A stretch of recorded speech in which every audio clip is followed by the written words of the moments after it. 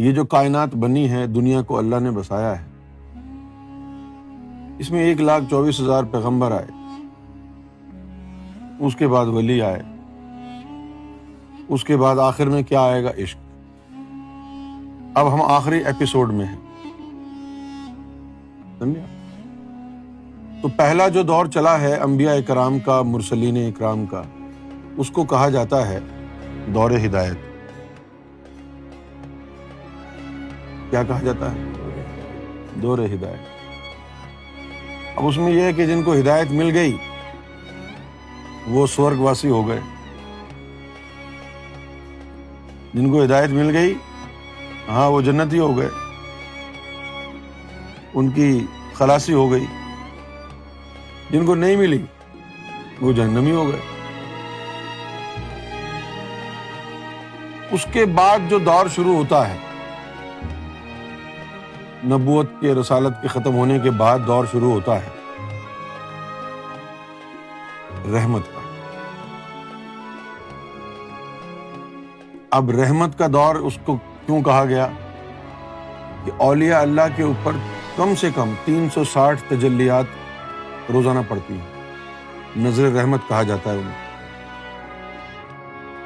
ان تجلیوں کو جو نظر رحمت کہا جاتا ہے، اس وجہ سے اس دور کو رحمت کہا گیا، نظر رحمت کی وجہ سے رحمت کہا گیا۔ اب رحمت کا جو باطنی معنی ہے، لفظ کا معنی کچھ اور ہے اور عمل کا معنی کچھ اور ہے۔ رحمت کا جو لفظ ہے اس کا مطلب ہے بلیسنگ، اور جو معنی ہے اس کا عملی وہ کیا ہے؟ کہ وہ گناہ کبیرہ کو جلا دیتا ہے۔ تو پھر رحمت للعالمین کا معنی کیا ہوا؟ کہ محمد رسول اللہ کی ذات والا سے ایسے ایسے اولیاء اکرام نکلیں گے کہ جن ولیوں سے ساری دنیا کے گناہ جلیں گے۔ اسی لیے نظام الدین اولیاء کے در پر ہندو بھی آیا، سکھ بھی آیا، مسلم بھی آیا، عیسائی بھی آیا، سب آئے، سب نے جو ہے اپنے من کی مراد کو پایا۔ کچھ بھی نہ ملا تو گناہ جھڑ گئے۔ اور یہ روحانیت کے اندر یہ بات سکھائی جاتی ہے کہ اگر کوئی گناہ گار ہے تو اس کو یہ سمجھاؤ نہیں کہ اچھائی اس طرح کرتے ہیں، کبھی بھی سمجھ میں نہیں آئے گا۔ گناہ گار کو اچھائی پر آمادہ کرنا پڑے گا۔ وہ کیسے؟ خاموش رہ کے، ظاہر میں کوئی نصیحت نہیں کرنی،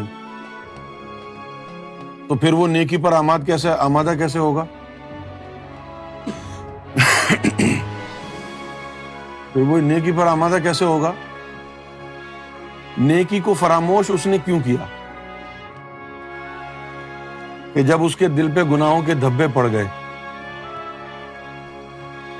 تو نیکی کی آواز دب گئی۔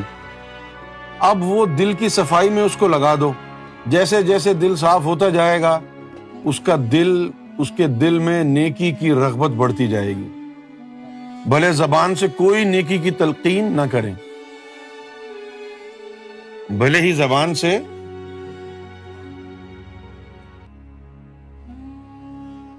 تو یہ رحمت ہے۔ اب جو درود و سلام ہے، نبی پاک صلی اللہ علیہ وسلم پر جو درود و سلام بھیجا جاتا ہے، میرے بھائی نے شہزاد نذیر نے بڑی ہی محبت سے، بڑی عقیدت سے اور بڑے یقین کے ساتھ سوال پوچھا ہے، تو میرا فرض بنتا ہے کہ میں بالکل سچی اندر کی بات بتا دوں۔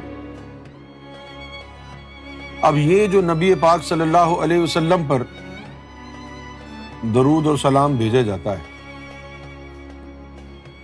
اس کا کیا مطلب ہے؟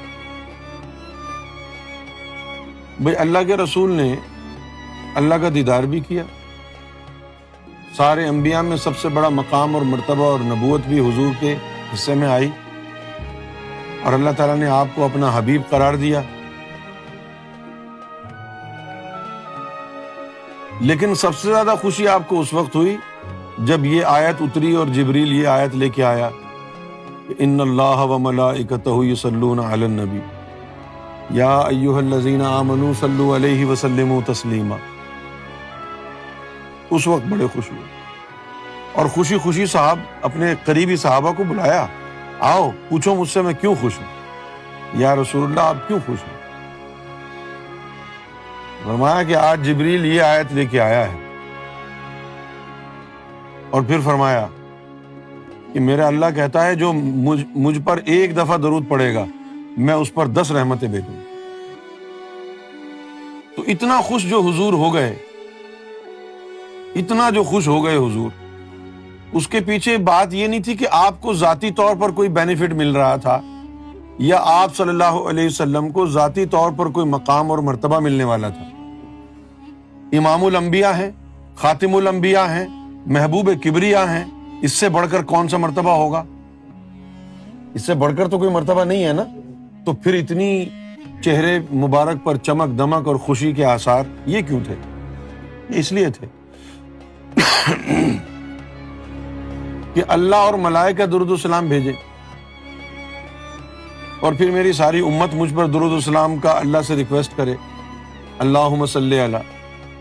تو اس کا فائدہ کیا ہوگا کہ میری امت میں جو گناہگار ہیں، میری امت میں جو گناہگار ہیں اور ذکر قلب چلنے کے باوجود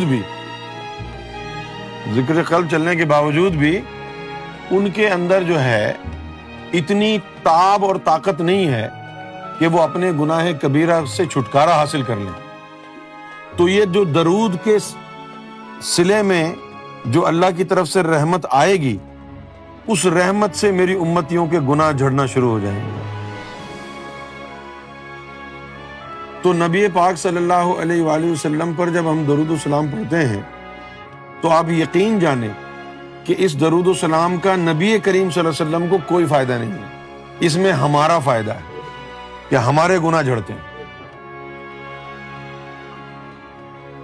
بھئی نبی پاک صلی اللہ علیہ وسلم جب اللہ تعالیٰ نے عام بندے کو کہہ دیا کہ فَاذْكُرُونِي أَذْكُرُكُمْ، تو میرا ذکر کر میں تیرا ذکر کروں گا، تو حضور صلی اللہ علیہ وسلم کا تعلق اللہ سے کیسے ہوگا؟ کیسا مضبوط و مربوط اور رومانٹک تعلق اللہ اور اس کے رسول کے مابین ہوگا، ذرا آپ سوچئے. تو کیا وہ ہمارے معاذ اللہ کیا ہمارے درود پڑھنے کے منتظر ہیں کہ میری امتی میری تعریف کریں؟ ان کے لیے تو اللہ کی تعریف ہی کافی ہے نا. تو اتنا جو خوشی کا اظہار جو فرمایا ہے وہ کیوں فرمایا ہے کہ یہ نبی پاک صلی اللہ علیہ وسلم پر درود و سلام پڑھا جائے گا اور اس درود و سلام کے ذریعے اللہ آپ کی امت کے گناہوں کو بخشے گا. ایک دفعہ میں نے سرکار کی بارگاہ سے سنا کہ اگر کوئی ذکر قلب کی تلاش میں ہو اور ذکر قلب نہ ملے تو وہ جو درود شریف کی کثرت وہ کرتا ہے نا بندہ، اس درود شریف کی کثرت سے اس کا دل 40 سال کے بعد بھی زندہ رہتا ہے. کیسے زندہ رہتا ہے؟ کہ وہ درود اس کے گناہوں کو جلاتا رہتا ہے، دل کو مکمل سیاہ نہیں ہونے دیتا.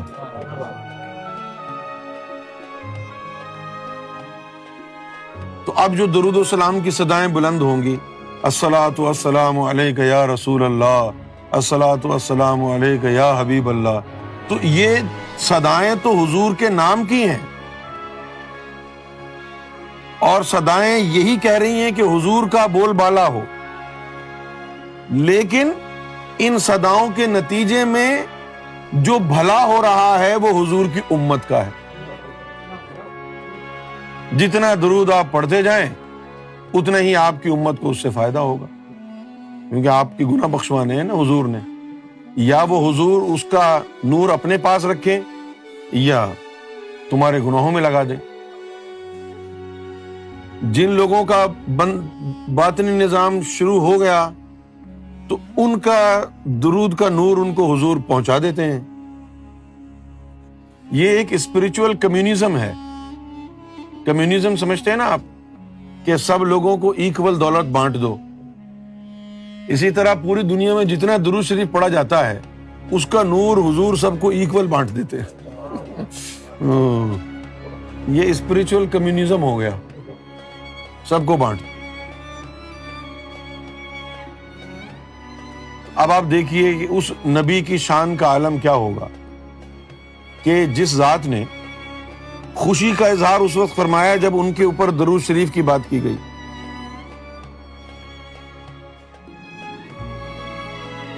اور درود شریف کی خوشی حضور کو کیوں تھی؟ اس لیے تھی کہ اس درود کے ذریعے ان کی امت گناہوں سے ہلکی ہوگی. یعنی اتنی پرواہ حضور کو اپنی امت کی. تو میرے بھائی یہ مطلب ہے رحمت للعالمین کا اور درود شریف پڑھنے کی جو کہانی ہے وہ یہ ہے.